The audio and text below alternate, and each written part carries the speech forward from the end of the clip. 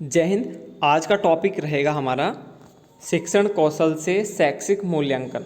शिक्षण कौशल से आज बात करेंगे शैक्षिक मूल्यांकन की, जो आपका 10 नंबर का सुपर टेट 1 से लेकर 5 तक वालों के लिए, और साथ साथ ये सी टेट, टेट और अन्य शिक्षक एग्जामों के लिए भी महत्वपूर्ण है, यानी शैक्षिक मूल्यांकन। ये आप देख सकते हैं, ये सारे चैप्टर मैंने कंप्लीट करा दिए हैं, इसके शिक्षण की विधियाँ ये सारे।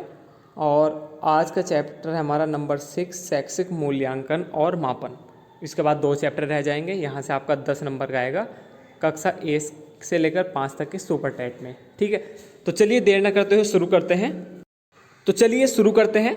शैक्षिक मूल्यांकन एवं मापन ये क्या है, इसको ध्यान में थोड़ा ये रखना है कि परिभाषाएं तो आपसे पूछी नहीं जाएंगी ज़्यादा। तो सबसे पहले मापन को देख लेते हैं। मापन क्या है? किसी वस्तु में निहित गुण की मात्रा से सूक्ष्मता से ज्ञात करना ही मापन है। ठीक, अब मापन एक क्या है? एक संख्यात्मक है और मूल्यांकन संख्यात्मक और गुणात्मक दोनों है। ये चीज़ ध्यान में रखिएगा, आप थोड़ा इनमें अंतर देख लीजिएगा, वही काफ़ी है। जैसे मूल्यांकन क्या है कि मापन के इन परिणामों की इसमें व्याख्या की जाती है, जैसे सामाजिक, सांस्कृतिक, वैज्ञानिक, है ना। ये थोड़ा अलग लिखा हुआ है, लेकिन आपको ओरली समझाऊं तो मापक एक साधन है। मापक क्या है? एक साधन। और मूल्यांकन क्या है? मूल्यांकन है एक साध्य है। सबसे मेन चीज़ है, यहाँ से क्वेश्चन पूछता है कि मापन क्या है, तो पाठ्य वस्तु केंद्रित और मूल्यांकन उद्देश्य केंद्रित। देखो ये चीज़ें ही मेन है, यही आपको ध्यान में रखनी है। एक चीज़ और मैं आपको बता दूं, मैंने आज नई चीज़ की है कि क्वेश्चन लिख दिए वहाँ से जहाँ से आए हुए हैं, तो वो चीज़ बहुत महत्वपूर्ण है, ध्यान रखिएगा। यही पूछ लेगा कि शिक्षा का महत्वपूर्ण अंग क्या है। आप वीडियो को रोककर लिख भी सकते हैं और साथों साथ आप और भी चीज़ देख सकते हैं। शिक्षा का महत्वपूर्ण अंग है मापन। ठीक, और पूछ लेगा कि मापन कितने प्रकार का होता है? क्रमित, नामित, अंतरित, अनुपातिक। नंबर 1 पर क्रमित है, नामित, फिर क्रमित, अंतरित और अनुपातिक। इसके बारे में मैं आपको पूरा डिटेल में बताऊंगा। वीडियो के लास्ट में मैं आपको ये चारों कंप्लीट कराऊंगा। मूल्यांकन नॉर्मली चीज़ कह देते हैं कि मूल्य का अंकन। ठीक, मापन में क्या होता है कि वस्तुओं को अंक प्रदान करते हैं, केवल सूचना मिलती है, निर्णय नहीं मिलता मापन में। ये आपको ध्यान में रखना है। और मैं आपको थोड़ा बता दूं कि मापन का क्षेत्र सीमित है, जबकि मूल्यांकन का व्यापक होता है। ये चीज़ आपको ध्यान में रखनी है कि मापन केवल अंक प्रदान करता है, जबकि मूल्यांकन अंक प्रदान करने के बाद स्थान निर्धारित करता है। ये चीज़ आपको ध्यान में रखनी है। तो दोनों चीज़ आपको समझ में आ गई होंगी अच्छे से। तो चलिए, कुछ उद्देश्य इसके हैं मूल्यांकन के। तो शिक्षण उद्देश्य, अधिगम क्रिया और व्यवहार परिवर्तन, ये आपको ध्यान में रखना है। पूछ लेगा कि मूल्यांकन कितने प्रकार का होता है। तो जैसे आपने पढ़ा होगा कि मौखिक, लिखित, साक्षात्कार, अवलोकन। मौखिक में एक चीज़ आपको ध्यान में रखनी है, बहुत महत्वपूर्ण है, कि मौखिक का पहला प्रयोग ग्लेडाइडस ने किया है। ये आपको ध्यान में रखना है। ठीक है, बाकी मौखिक आपको पता ही है, लिखित साक्षात्कार यानी इंटरव्यू, और अवलोकन ऑब्जर्वेशन। ये 4 चीज़ हैं, इनमें आप कह सकते हैं इसका पूरा प्रोसेस होता है ना। जैसे ऑब्जर्वेशन में, चलो देखो, मौखिक प्रश्न, वाद विवाद, विचार विमर्श। लिखित में हो गया निबंधात्मक, वस्तुनिष्ठ, है ना। और साक्षात्कार में जैसे मौखिक प्रश्न, विचार विमर्श के साथ साथ अन्य संबंधित ज्ञान, है ना।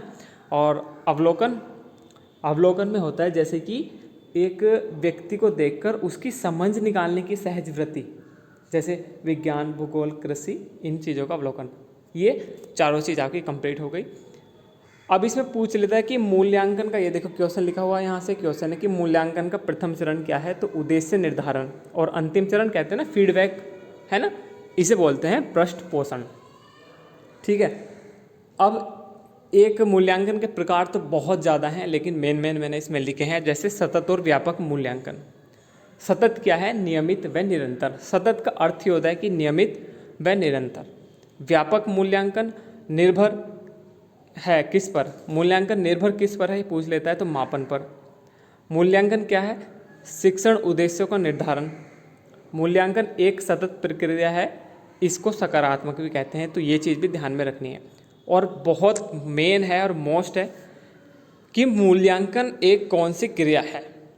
देखो ये तीनों चीज़ ध्यान रखनी है आपको। क्वेश्चन रख देगा कि मूल्यांकन क्या है, नीचे दे देगा सामाजिक प्रक्रिया, निर्णयात्मक प्रक्रिया, सरकारी प्रक्रिया, इनमें से सभी। तो ये चीज़ आपको ध्यान में रखनी है, सामाजिक, निर्णयात्मक और सरकारी प्रक्रिया ही मूल्यांकन है। इसके सोपान की बात करें तो इसके 6 सोपान हैं जो ये लिखे हुए हैं। चयन, उद्देश्य का लिखना, अधिगम परिस्थिति की पहचान, परीक्षणों का चुनाव, प्रमाणों का लेखा और प्राप्त प्रमाणों की व्याख्या। तो ये इसके सोपान हो गए। आपको देखो परीक्षण का अलग हो गया, चलो इसमें मापन और मूल्यांकन दोनों के बारे में मैंने काफ़ी चीज़ें बता दी, यही एग्जाम में पूछता है। ठीक, उसके बाद मापन के तत्व पूछ लेगा, तो मापन के 2 तत्व होते हैं, भौतिक और मानसिक। आपको यही ध्यान में रखना है। मापन में क्या है, इकाइयाँ निश्चित नहीं होती। देखो जहाँ जहाँ जो फैक्ट मुझे मिला वो मैंने रखा। किसी वस्तु का आंशिक वर्णन, छोटा वर्णन अत्यंत शुद्धता के साथ करना ही मापन है। ये चीज़ आपको ध्यान में रखनी है। अब चलिए इसमें मैं आपको बता दूं बारंबारता। बारंबारता किस में आती है, तो पहला जो मैंने बताया था नापिक मापनी है ना, नामिक। इसमें बारंबारता, प्रतिशत, अनुपात, बहुलक ये चीज़ आती है। ठीक है, इसमें आपको ध्यान में रखना है।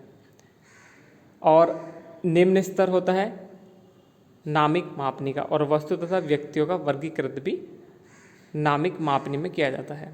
नंबर 2 क्रमिक मापनी।